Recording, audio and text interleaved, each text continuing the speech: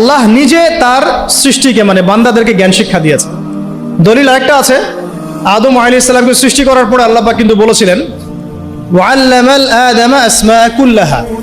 আল্লাহ রাব্বুল আলামিন আদম আলাইহিস সালামকে তার পক্ষ থেকে সব নাম শিক্ষা দিয়েছেন। সুবহানাল্লাহ। জ্ঞানের মূল উৎস কে তাহলে?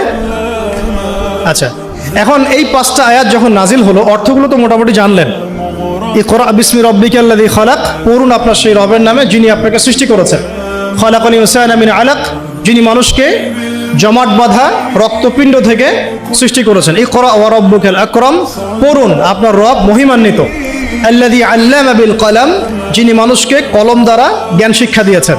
আল্লামাল ইনসান মা লাম ইয়ালাম, মানুষকে সেই জ্ঞান শিক্ষা দিয়েছেন যা মানুষ জানতো না। এই যে গল্পের জার্নি বিগেন সেখান থেকে। এরপরে 23 বছর পরে আপনি মক্কার দিকে তাকান, দেখবেন সেখানে কোনো শিরক নাই, আছে? কোনো রিবা নাই, আছে? কোনো মাদক নাই, কোনো মেয়ের অবমাননা, ইভেন কোনো জুয়া, ধর্ষণ,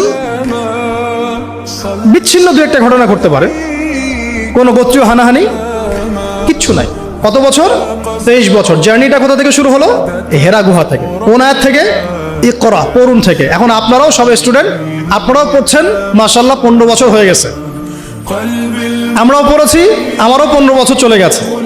এর আগেও অনেক জেনারেশন পড়েছে, তাদেরও শত শত বছর চলে গেছে। কিন্তু নবী সাল্লাল্লাহু আলাইহি ওয়াসাল্লামের মতো জ্ঞান দিয়ে সমাজ পরিবর্তন করতে পেরেছে কতজন? বা কেউ কি পেরেছে? আদৌ কি কোনো জাতি এসেছে যারা সেই জ্ঞান দিয়ে পুরো সামাজিক সমস্ত সমস্যার সমাধান টানতে পারে? তাহলে এখান থেকে আমাদেরকে বুঝতে হবে আমাদের জ্ঞানের দৈন্যতা কোন কোন জায়গায় আছে। বুঝতে পারছেন কি কিছুটা? আমরাও তো ট্রাই করলাম, বিগত 50 বছর হলো স্বাধীনতার, রেজাল্টটা কি? সামাজিক ইম্প্যাক্টটা কোথায়?